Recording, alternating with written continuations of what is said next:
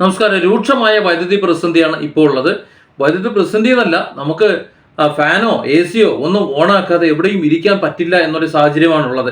പെരുന്നാളിൻ്റെ തലേദിവസം അപ്പോൾ നമുക്കറിയാം, രാത്രി 10 മണി മുതൽ 3 മണി വരെ, പിറ്റേന്ന് രാവിലെ 3 മണി വരെ കറണ്ട് ഇല്ല, ഓഫാക്കിയിട്ടിരുന്നു എന്നുള്ളൊരു വീഡിയോ കഴിഞ്ഞ ദിവസം ഞാൻ ചെയ്തിരുന്നു.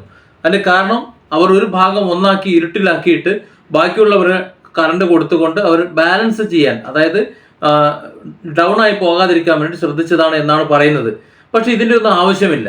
സർക്കാർ ഒന്ന് ശ്രദ്ധിച്ചാൽ ജനങ്ങൾ ശ്രദ്ധിച്ചോളും. പക്ഷെ സർക്കാരിന്റെ ഭാഗത്താണ് 100% ഇതിൽ ഫാൾട്ട് ഉള്ളത്.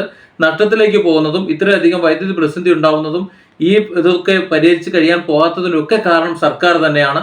അത്തരം കാര്യങ്ങളാണ് ഞാൻ ഈ വീഡിയോയിൽ നിങ്ങളോട് സംസാരിക്കുന്നത്. സബ്സ്ക്രൈബ് ചെയ്യുക, അതുപോലെ തന്നെ ഒന്ന് ഷെയർ ചെയ്യുക, ഒന്ന് സപ്പോർട്ട് ചെയ്യുക. കാരണം വാസ്തവം ഇതാണ്. അതുകൊണ്ട് തന്നെ ജനങ്ങൾ അറിയണമെന്ന് ആഗ്രഹമുണ്ട്. ഞാൻ ഓരോന്നായെന്ന് പറയാം. പ്രധാനമായും ശമ്പളമാണ്. ശമ്പളം എന്ന് പറയുമ്പോൾ ലക്ഷക്കണക്കിന് രൂപ ശമ്പളം വാങ്ങുന്ന ഉദ്യോഗസ്ഥർ KECBയിലുണ്ട്. ഒരു പണി എടുക്കാനില്ല, അവർക്ക് ഒപ്പിടലിൽ മാത്രമേ ഉള്ളൂ പണി. അതേപോലെ കുറേ യൂണിയൻകാരുണ്ട്, യൂണിയൻ നേതാക്കന്മാർ. കഴിഞ്ഞ കുറച്ച് നാൾ മുമ്പത്തെ വിവാദങ്ങൾ നമുക്കറിയാം. അത്തരത്തിൽ ലക്ഷക്കണക്കിന് രൂപയുടെ ശമ്പളം വാങ്ങുന്ന ഈ ഒപ്പിടുന്ന ഉദ്യോഗസ്ഥർ എന്തിനാണ് എന്ന് മനസ്സിലാകുന്നില്ല.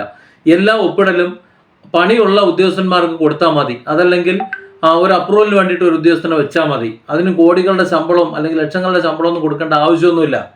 മാന്യമായ ഒരു ശമ്പളം കൊടുത്താൽ മതി. അങ്ങനെയാണെങ്കിൽ തന്നെ ഒരു പരിധിവരെ KECBിൻ്റെ നഷ്ടം ഒഴിവാകും. വൈദ്യുതി പ്രതിസന്ധി ഇതുണ്ടാകുന്നതിന് കാരണം KECB തന്നെയാണ്. കാരണം KECB അതിലെ യൂണിയൻകാരുടെ നിർബന്ധത്തിന് വഴങ്ങി പുറത്തുനിന്ന് വൈദ്യുതി എടുക്കാൻ വേണ്ടിയിട്ട് കേരളത്തിൻ്റെ വൈദ്യുതി സ്രോതസ്സുകൾ പലതും പണി മുടക്കിയിട്ടേക്കുന്ന കഥകൾ നമുക്കറിയാം. ഡാമുകളിൽ ആവശ്യത്തിന് വൈദ്യുതി ഉൽപ്പാദനമില്ല. ഇനി ഉണ്ടെങ്കിൽ തന്നെ അത് മര്യാദയ്ക്ക് പ്രവർത്തിക്കൂല, അത് എത്തിക്കൂല. പുറത്തു നിന്ന് വൈദ്യുതി വാങ്ങി അതിൻ്റെ കമ്മീഷൻ അടിച്ചു മാറ്റാനുള്ള സകല പണിയും ഒപ്പിച്ചുകൊണ്ടേയിരിക്കുന്നു. ഇതൊക്കെ പരിഹരിക്കാൻ ഒറ്റ മാർഗമുണ്ട്. കേന്ദ്ര സർക്കാർ സ്മാർട്ട് മീറ്റർ പദ്ധതി ഇവിടെ കൊണ്ടുവന്നിട്ടുണ്ട്. അത് ചതുർത്ഥിയാണ്. ഞാൻ 2 കാര്യങ്ങൾ നിങ്ങളോട് പറയാം. എന്താണ് ഇവർക്കിത് മടിയെന്ന് എനിക്കറിയില്ല. വർഷങ്ങൾക്ക് മുമ്പ് നമ്മുടെ ഇന്റർനെറ്റ് എന്ന ഒരു സംവിധാനം ഇവിടെ ഈ രീതിയിൽ വരുന്നതിന് മുമ്പത്തെ കഥയാണ് ഞാൻ പറയുന്നത്. അന്ന് മംഗലാപുരം മുതൽ കന്യാകുമാരി വരെ ഇന്ന് നമ്മുടെ NH66 പണികൾ നടക്കുന്നുണ്ടല്ലോ, അതേപോലെ 6 വരി കോൺക്രീറ്റ് റോഡും 4 വരി സർവീസ് റോഡും അടക്കം പൂർണ്ണമായും സൗജന്യമായി നിർമ്മിച്ചു കൊടുക്കാമെന്ന് പറഞ്ഞിട്ട് ആ ഓഫർ പുറംകാലിനെ തട്ടിക്കളഞ്ഞ സർക്കാരാണ് നമ്മുടെ സർക്കാരുകൾ എന്ന് പറയുന്നത്. 1 രൂപ സർക്കാരിന്റെ ഖജനാവിൽ നിന്ന് ചെലവാകുന്നില്ല. 1 രൂപ പോലും ടോള് കൊടുക്കണില്ല. 100 കൊല്ലത്തേക്ക് യാതൊരു മെയിൻ്റനൻസും ആവശ്യമില്ല. ആ റോഡിന് വേണ്ടിയിട്ട് ആരെങ്കിലും അങ്ങോട്ടോ ഇങ്ങോട്ടോ പാർപ്പിക്കേണ്ടി വന്നു കഴിഞ്ഞാൽ 100% അവരിൽ നിന്ന് യാതൊരു എതിർപ്പും ഉണ്ടാകാത്ത വിധം അത് പരിഹരിക്കാൻ കഴിയുന്ന അതിസുന്ദരമായ ഒരു പദ്ധതിയായിരുന്നു അന്ന് സർക്കാർ വേണ്ടാന്ന് വെച്ചത്. അതിൻ്റെ കൂട്ടത്തിൽ മറ്റൊരു പദ്ധതി കൂടെ ഉണ്ട്, സ്മാർട്ട് മീറ്റർ പദ്ധതി. ഇന്നത്തെ ഈ പദ്ധതി, അന്ന് ആ റോഡിൻ്റെ പദ്ധതി നമ്മൾ പറഞ്ഞതിന് ശേഷം മന്ത്രി ആര്യാടൻ മുഹമ്മദിൻ്റെ അടുത്ത്, അന്നത്തെ വൈദ്യുതി മന്ത്രി ആര്യാടൻ മുഹമ്മദിൻ്റെ അടുത്ത് ഇവൾ വളരെ വ്യക്തമായി സ്മാർട്ട് മീറ്റർ പദ്ധതി പറഞ്ഞതാണ്. പക്ഷെ അത് രണ്ടും പുറംകാലിനടിച്ച് കളഞ്ഞു. കാരണം കമ്മീഷൻ ഇല്ല. എങ്ങനെയാണ് റോഡ് സൗജന്യമാണ് ഉണ്ടാക്കുന്നതെന്ന് പലരും ചോദിച്ചിരുന്നു. എങ്ങനെയാണെന്ന് ഞാൻ വ്യക്തമാക്കാം. ഇന്റർനെറ്റ് ഇല്ലാതിരുന്ന കാലമാണ്. അന്ന് നമ്മുടെ റോഡിൽ 200 മീറ്റർ ഉള്ളിൽ മുകളിൽ LED പരസ്യവാളുകൾ വെക്കാനും അതിൻ്റെ വൈദ്യുതി സോളാറിൽ നിന്ന് എടുക്കാനും 10 വർഷം അല്ലെങ്കിൽ 20 വർഷത്തെ കരാർ വെച്ചുകൊണ്ട് ആ കരാറിൻ്റെ പണം സ്വീകരിച്ചുകൊണ്ട് ആ പണം ഉപയോഗിച്ച് ഈ റോഡ് പണിയാം എന്നാണ്, അഡ്വാൻസ് ആയിട്ട് പൈസ വാങ്ങിക്കൊണ്ട് റോഡ് പണിയാമെന്നാണ് തീരുമാനിച്ചിരുന്നത്. അതിനുള്ള പണം തരാനും തയ്യാറായിരുന്നു. ഈ റോഡ് നിർമ്മാണത്തിന് നേതൃത്വം കൊടുക്കുന്നത് രവിനാഥൻ പിള്ള എന്ന് പറയും. അതായത് നിങ്ങൾക്കൊക്കെ പലർക്കും അറിയാം, ഗൾഫിൽ പോലുള്ളവർക്ക് അറിയാം, സൗദി ബഹ്റൈൻ പാലത്തിൻ്റെ ആ കടലിലൂടെയുള്ള പാലത്തിൻ്റെ നിർമ്മാതാക്കളിൽ ഒരാളായിട്ടുള്ള നമ്മുടെ മലയാളിയായിട്ടുള്ള രവിനാഥൻ പിള്ള, അദ്ദേഹത്തിൻ്റെ നേതൃത്വത്തിലാണ് ഈ പണി ചെയ്തു കൊടുക്കാമെന്ന് പറഞ്ഞത്. പക്ഷേ നിർഭാഗ്യവശാൽ അന്ന് ആരും ചെയ്തില്ല. അതിനുശേഷം ഡോക്ടർ MK മുനീർ റോഡിൻ്റെ പദ്ധതി വന്നു. അതും അപ്പുറം ഇപ്പുറത്തും കന്നുകാലിയെ കെട്ടാൻ കഴിയില്ല എന്ന് വെച്ചിട്ട് അതും തടഞ്ഞു. ഇപ്പോൾ ഈ ആധുനിക കാലത്ത് മറ്റു മാർഗങ്ങളൊന്നും ഇല്ല എന്ന് മനസ്സിലാക്കി റോഡിൻ്റെ പണി തുടങ്ങുന്നു. ഇതേപോലെ തന്നെ കൊണ്ടുവന്ന ഒരു പദ്ധതിയാണ് സ്മാർട്ട് മീറ്റർ എന്ന് പറയുന്നത്. നരേന്ദ്രമോദി സർക്കാർ ഇപ്പോൾ സ്മാർട്ട് മീറ്റർ പദ്ധതി കൊണ്ടുവന്നിട്ടുണ്ട്. എന്തുകൊണ്ടാണ് കേരളം ഇത് നടപ്പിലാക്കാത്തതെന്ന് മനസ്സിലാകുന്നില്ല. ആ പദ്ധതി നടപ്പിലാക്കിയാൽ തന്നെ ഇവിടെ വൈദ്യുതിയുടെ പ്രതിസന്ധി തീരും. പക്ഷേ വൈദ്യുതി പ്രതിസന്ധി തീരരുതെന്നും അങ്ങനെ തീരാതിരുന്നാലേ പുറത്തുനിന്ന് വൈദ്യുതി വാങ്ങി ഇവിടെ കമ്മീഷൻ അടിച്ചു മാറ്റി നാട് മുടിക്കാൻ പറ്റൂ, അല്ലെങ്കിൽ ഈ വൈദ്യുതി ഉപയോഗിക്കുന്നവരുടെ നടുവടിച്ചൊടിക്കാൻ പറ്റൂ എന്ന കേരള സർക്കാരിൻ്റെ ധാർഷ്ട്യമാണ് ഈ ദുരന്തങ്ങൾക്ക് മുഴുവൻ കാരണം. ഇതിൻ്റെ പരിഹാരം 2 കാര്യങ്ങളാണ്. ഒന്ന്, സ്മാർട്ട് മീറ്റർ ഇവിടെ നടപ്പിലാക്കുക. സ്മാർട്ട് മീറ്റർ നടപ്പിലാക്കി കഴിഞ്ഞാൽ കൃത്യമായും ഓരോ വീട്ടിലും അവരവർ ആവശ്യമുള്ള ഉപകരണങ്ങൾ മാത്രമേ നടപ്പിലാക്കുള്ളൂ. അഡ്വാൻസ് ആയിട്ട് പേ ചെയ്യുന്നു. തീരുന്നത് വൈദ്യുതിൻ്റെ കണക്ക് അവർക്ക് അറിയാൻ പറ്റും. അപ്പോൾ സ്വാഭാവികമായും ആവശ്യമില്ലാത്ത ഫാൻ ഓഫാക്കും, ആവശ്യമില്ലാത്ത ലൈറ്റ് ഓഫാക്കും, ആവശ്യമില്ലാത്ത എല്ലാം ഓഫാക്കും. വൈദ്യുതി നല്ല നിയന്ത്രണം ഉണ്ടാകും. ഇത് 2 മാസമോ 1 മാസമോ കൂടുമ്പോൾ ബില്ല് വരുന്നതാണ് ഏറ്റവും വലിയ പ്രശ്നം. ആ ബില്ല് വരുമ്പോൾ കൊടുത്താൽ മതിയല്ലോ എന്ന് കരുതിയാണ് നിൽക്കുന്നത്. സകലതും ഓണാക്കിയിടും. ഏത് പ്രതിസന്ധിയിലും മലയാളികളാണ് അല്ലെങ്കിൽ മറ്റുള്ളവരാണ്, ആരായാലും അത് ചെയ്യുന്നു എന്നുള്ളത് വാസ്തവമാണ്. ഇതിനുള്ളൊരു പരിഹാരമാണ് സ്മാർട്ട് മീറ്റർ. എന്തുകൊണ്ടാണ് നമ്മുടെ സർക്കാർ അത് നടപ്പിലാക്കാത്തത്? 2, ഈ നേരത്തെ ഞാൻ പറഞ്ഞതുപോലെ ലക്ഷക്കണക്കിന് രൂപ ശമ്പളം വാങ്ങുന്ന ഒരു പണിയുമില്ലാത്ത കുറേ ഉദ്യോഗസ്ഥന്മാർ, താഴെക്കടയിലുള്ള ലൈൻമാൻമാരും അതുപോലെയുള്ള കുറച്ച് ആൾക്കാർ മാത്രമാണ് ഇവിടെ പണിയെടുക്കുന്നത്. അവർക്ക് മാത്രമാണ് ജോലിഭാരമുള്ളത്. അവർക്കാണ് ശമ്പളം കൊടുക്കേണ്ടത്. അവർക്ക് മര്യാദയ്ക്ക് ശമ്പളം കൊടുത്തിട്ട് മേലെ കുറച്ച് ഉദ്യോഗസ്ഥന്മാർ 1, 2, 3 പേര് മതി. ബാക്കി എല്ലാം ഓൺലൈനാണിപ്പോൾ. അപ്പോൾ ആ നിലയിൽ ഇത് കൊണ്ടുപോകണമെന്നുണ്ടെങ്കിൽ KSEB വളരെ ലാഭത്തിൽ വരും. സ്മാർട്ട് മീറ്റർ എന്നൊരൊറ്റ പദ്ധതി മാത്രം നടപ്പിലാക്കിയാൽ മതി. അതിൻ്റെ ഒരു കടിഞ്ഞാൺ സർക്കാരിൽ നിന്ന് വിട്ട് കേന്ദ്ര സർക്കാരിനോട് കൊടുക്കണം. കൊടുത്തു കഴിഞ്ഞാൽ കേരള സർക്കാർ അതുകൊണ്ട് പണിയെടുക്കുകയാണെന്നുണ്ടെങ്കിൽ കേന്ദ്ര സർക്കാർ അത് നിയന്ത്രിച്ചോളും. അപ്പോൾ 2 സർക്കാരും കൂടിയാകുമ്പോൾ ജനങ്ങൾ രക്ഷപ്പെട്ടോളും. ഇനി അതിന് പറ്റിയില്ല എന്നുണ്ടെങ്കിൽ, ഇതിന് 2നും പറ്റില്ല എന്നുണ്ടെങ്കിൽ ഈ KSEB എന്ന് പറയുന്നത് ഏതെങ്കിലും സ്വകാര്യ വ്യക്തികൾക്ക് അങ്ങ് വിറ്റേക്കണം. അവർ ഇത് മര്യാദയ്ക്ക് കൈകാര്യം ചെയ്തോളും. ഏതുപോലെ BSNL എന്ന് പറയുന്ന ഒരു സംവിധാനമുണ്ട്. ആ BSNL സംവിധാനം നേരത്തെ ഏത് കോലത്തിലായിരുന്നു എന്ന് നമുക്കറിയാം.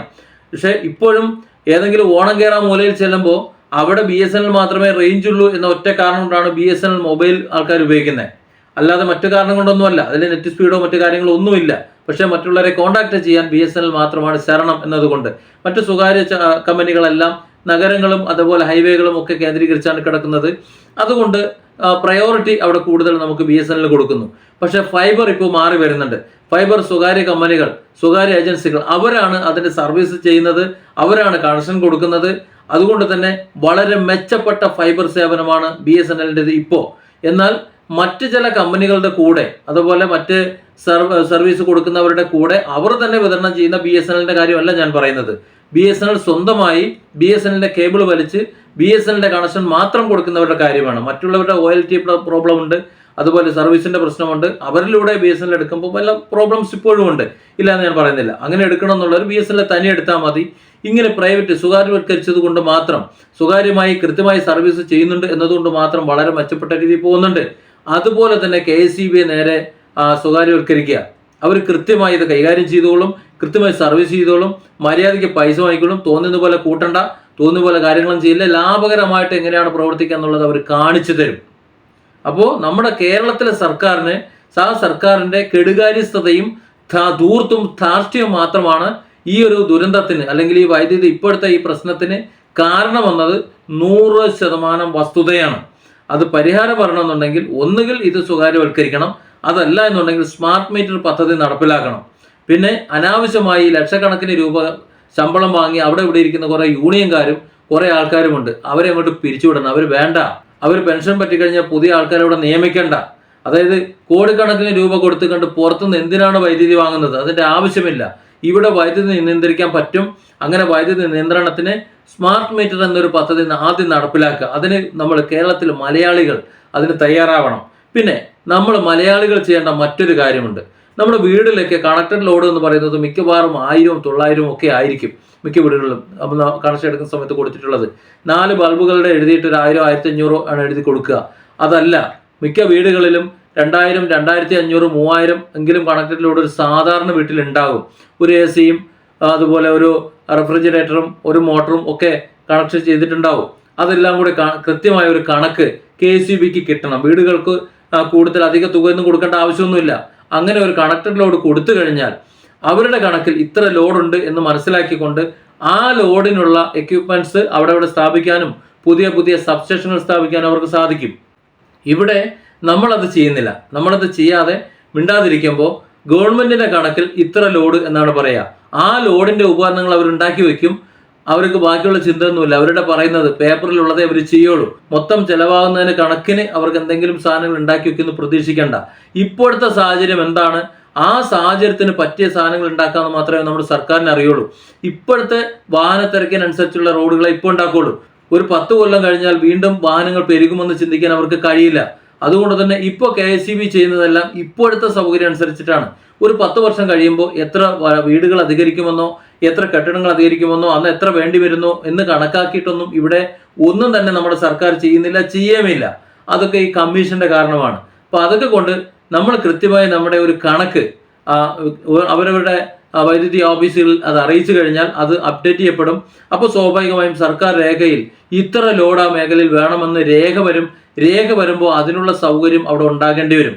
അങ്ങനെ ഉണ്ടാക്കി കഴിഞ്ഞാൽ ഒരു പരിധി വരെ നമുക്ക് അത് പരിഹരിക്കാം. ഈ ലോഡ് ഓവർലോഡായി വരുന്ന ഒരു പ്രശ്നം അത് ഒഴിവാക്കാനും പറ്റും. പക്ഷെ ഇതിനൊക്കെ ഏറ്റവും ബെറ്റർ ഓപ്ഷൻ എന്ന് പറയുന്നത് സ്മാർട്ട് മീറ്റർ ആണ്. സ്മാർട്ട് മീറ്റർ വന്നാൽ എല്ലാവരും വൈദ്യുതി നിയന്ത്രിക്കും, ആ കാര്യത്തിൽ യാതൊരു സംശയമില്ല. ഇത്രയൊക്കെ പ്രതിസന്ധിയും ഇത്രയൊക്കെ പ്രശ്നങ്ങളും പ്രയാസങ്ങളും ഒക്കെ ഉണ്ടായിട്ടും എന്തുകൊണ്ടാണ് ഈ സർക്കാർ സ്മാർട്ട് മീറ്ററിൽ നിന്ന് മാറി നിൽക്കുന്നത് എന്നാണ് എനിക്ക് മനസ്സിലാകാത്തത്. അതിന്റെ കാരണമായി ചിന്തിച്ചപ്പോൾ എനിക്ക് മനസ്സിലായത്, ഇവിടെ ജനങ്ങളെ പിഴിയാൻ, കോഴ വാങ്ങാൻ, കൊള്ളയടിക്കാൻ സ്മാർട്ട് മീറ്റർ വന്നാൽ നടക്കില്ല എന്നതുകൊണ്ട് തന്നെയാണ്.